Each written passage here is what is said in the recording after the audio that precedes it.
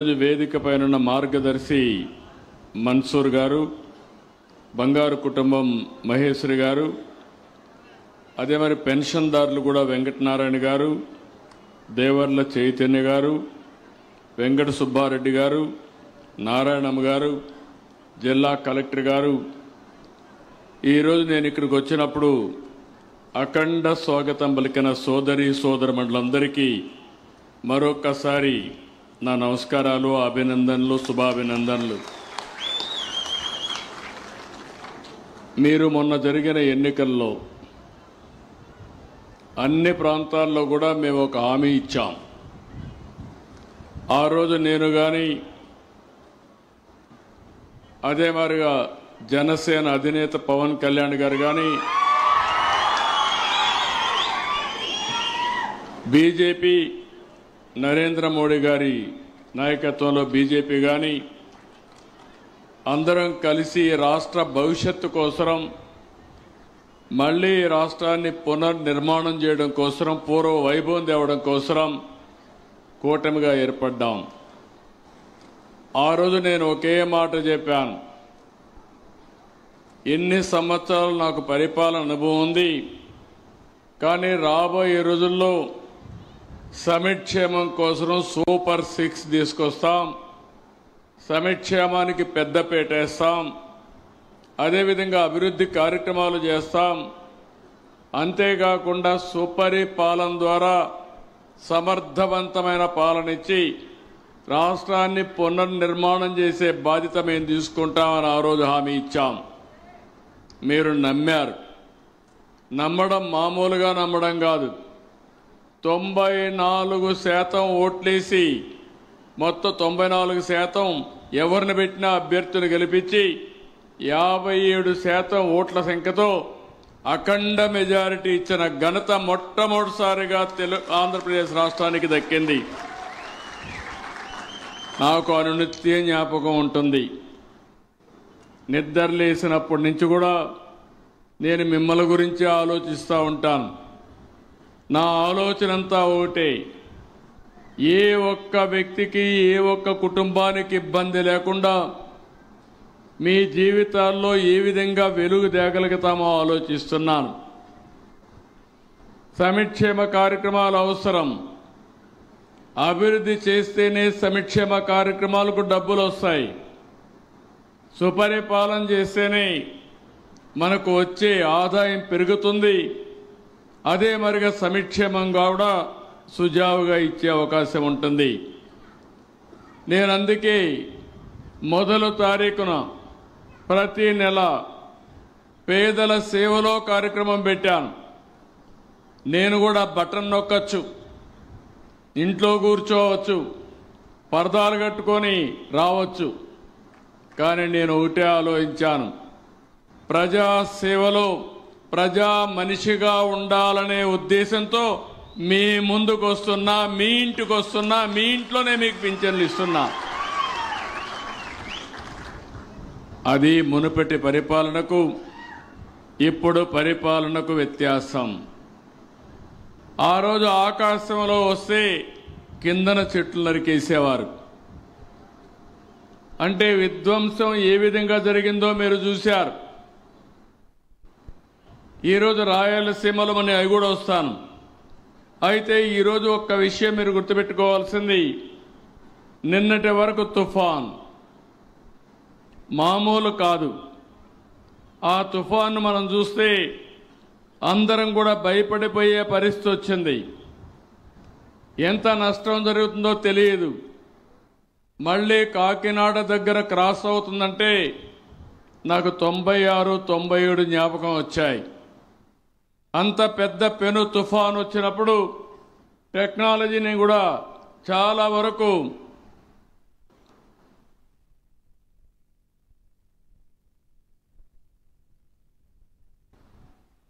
వరకు మీరు చూస్తే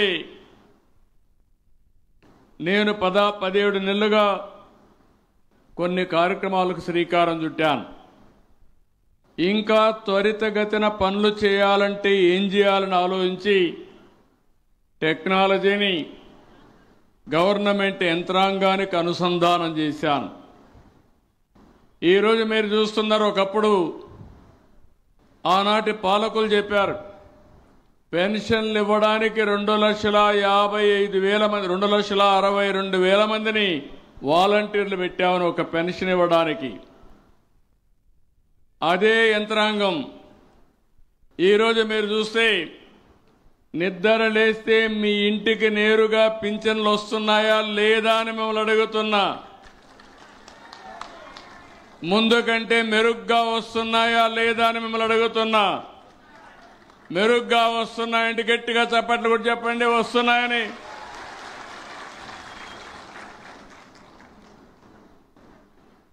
ఎక్కడ పింఛన్ ఇచ్చారో మా కంప్యూటర్లో ఆటోమేటిక్గా వచ్చేస్తుంది. ఏ టైంలో ఏ వ్యక్తికి ఏ స్పాట్లో ఇచ్చారో నేరుగా వస్తుంది. దాంతో నేను తృప్తి పడలేదు. సాయంత్రం మళ్ళా మీకు ఒక IVRS మెసేజ్ పంపిస్తున్నా.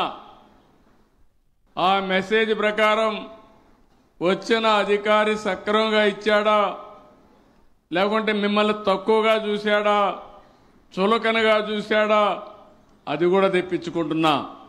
ఇవన్నీ చేస్తున్నానంటే నాకు ఈ పేదవాళ్లపై నుండే ప్రేమ నాకుండడమే కాదు, అధికార యంత్రాంగానికి కూడా అదే భావన ఉండాలనే ఉద్దేశంతో ఈ ప్రభుత్వం పనిచేస్తున్నామని చెప్పి కూడా నేను మీకు తెలియజేస్తున్నా. ఈరోజు మొన్న వచ్చినటువంటి మొంతా తుఫాన్ ప్రజలకు కష్టాలు తెచ్చింది, నష్టాలు తెచ్చింది. కానీ తొలి రోజునే నేను అప్రమత్తం అయ్యాను. ఇంత మునుపు కూడా చాలా తుఫాన్లు నేను చూశాను. సమైక్య ఆంధ్రప్రదేశ్లో మీరు చూస్తే 96, 97లో హరికేన్ తుఫాను చూశాం. 2016 ఆ ప్రాంత 15, 16, 15లోనే ఉదుగు తుఫాను చూశాం.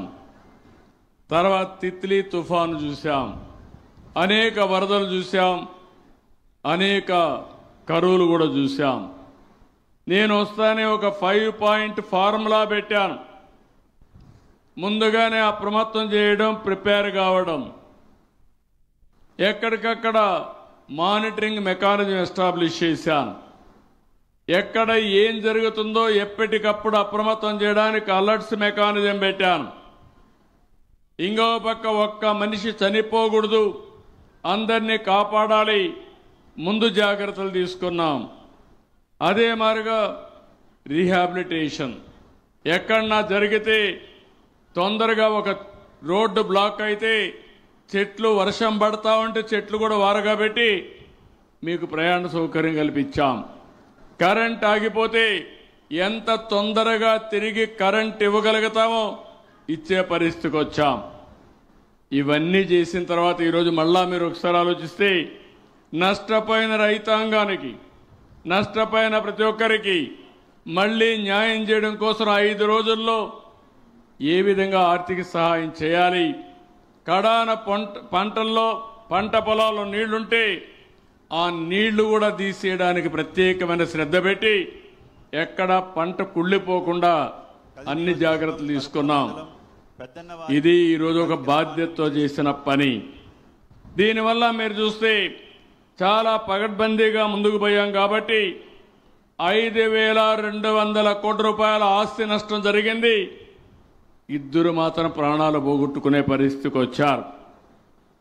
నేనైతే రాత్రింబగళ్ళు నేను కానీ మంత్రివర్గ సభ్యులు ఎవరైతే ఉన్నారో వాళ్ళు కానీ ఇవన్నీ కూడా చేశాం. ఉద్యోగులు కూడా మీరు ఒకసారి చూస్తే నేను మనస్ఫూర్తిగా అభినందించాను. ప్రభుత్వ యంత్రాంగం సమర్థవంతంగా పనిచేసింది. చీఫ్ సెక్రటరీ దగ్గర నుంచి గ్రామ స్థాయిలో ఉండే సచివాలయ సిబ్బంది వరకు సమర్థవంతంగా పనిచేయించిన ఘనత ఈ ఎన్డీఏ ప్రభుత్వానిదని మరొకసారి మీకు విజ్ఞప్తి చేస్తున్నా. ఎక్కడన్నా ఒక వ్యక్తి ఇబ్బందుల్లో ఉన్నా అంటే ఆదుకున్నాం.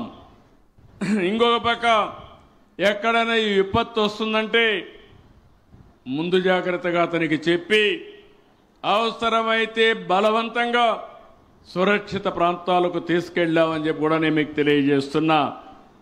అదే మరిగా ప్రజాప్రతినిధులు ఇప్పుడే కందికుంట్ల ప్రసాద్ గారు చెప్పినట్టు ఎక్కడికక్కడ ఎమ్మెల్యేలు అప్రమత్తమయ్యారు, ఎంపీలు అప్రమత్తమయ్యారు, జిల్లా యంత్రాంగంతో కలిసి పనిచేశారు. రియల్ టైంలో మానిటర్ చేశాం. 5 రోజులు మానిటర్ చేశాం.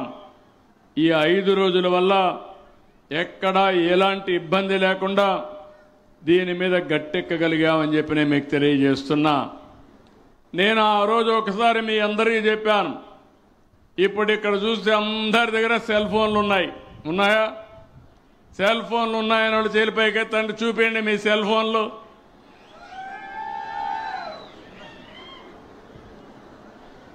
ఒకప్పుడు నేను సెల్ ఫోన్ అంటే నన్ను ఎగతాళి చేశారు, అవునా కాదా అని మిమ్మల్ని అడుగుతున్నా. ఆ రోజు సెల్ ఫోన్ అంటే ఎగతాళి చేసిన వాళ్ళు ఈరోజు సెల్ ఫోన్ వాడే పరిస్థితికి వచ్చారు. వాళ్ళు కూడా వాడుతున్నారు.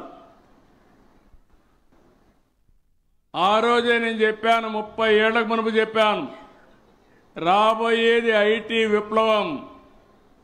ఎవరైతే ఈ విప్లవాన్ని అందిపుచ్చుకుంటారో వాళ్ళకు ఇబ్బందులు తక్కువ ఉంటాయి, అనుకున్న లక్ష్యాన్ని ఈజీగా చేరుకుంటారని ఆ రోజు చెప్పా. ఆ రోజు హైటెక్ సిటీ హైదరాబాద్లో కట్టాం, ఐటీని ప్రమోట్ చేశాం. 25 ఏళ్ళలో జరిగింది మీరు చూస్తే ప్రపంచంలో తెలుగు వాళ్ళు ఎక్కడికంటే అక్కడికి వెళ్ళిపోయారు. మొన్నే నేను దుబాయ్ నుంచి వచ్చాను. దుబాయ్ నుంచి వస్తే నేను ఒక మీటింగ్ పెడితే తెలుగు వాళ్ళ కోసం కొన్ని వేల మంది హాళ్ళు పట్టలేదు, దానికంటే పెద్ద హాలు దొరికే పరిస్థితి లేదు.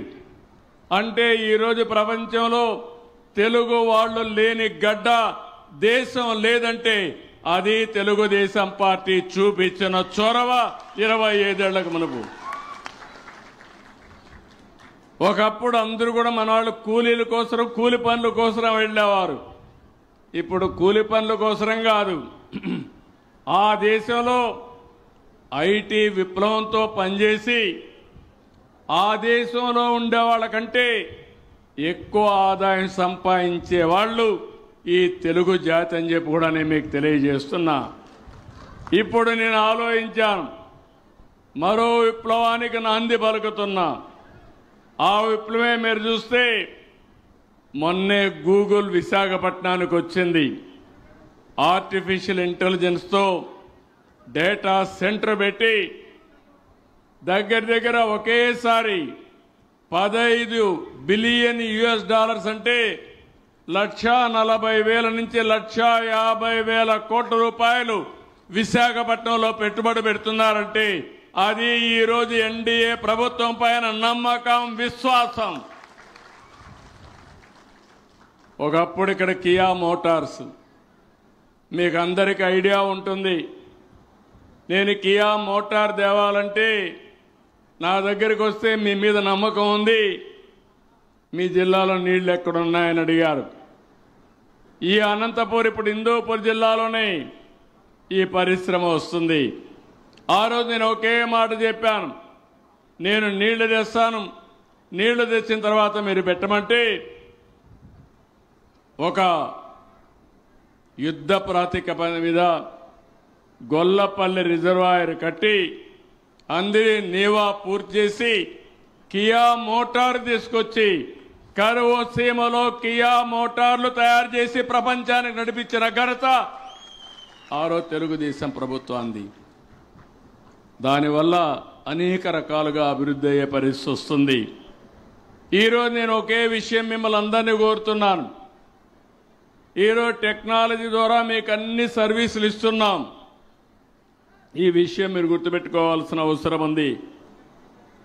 నేను ఒకటే ఆలోచిస్తున్నాను, ట్రాన్స్పరెన్సీ ఉండాలి. ప్రజల ధనం పైసా కూడా వృధా కాకుండా ఖర్చు పెట్టాలి. అనుకున్న లక్ష్యం ప్రకారం పేదవాడికి నిరంతరం న్యాయం చేసేట్టుగా ముందుకు పోయే కార్యక్రమానికి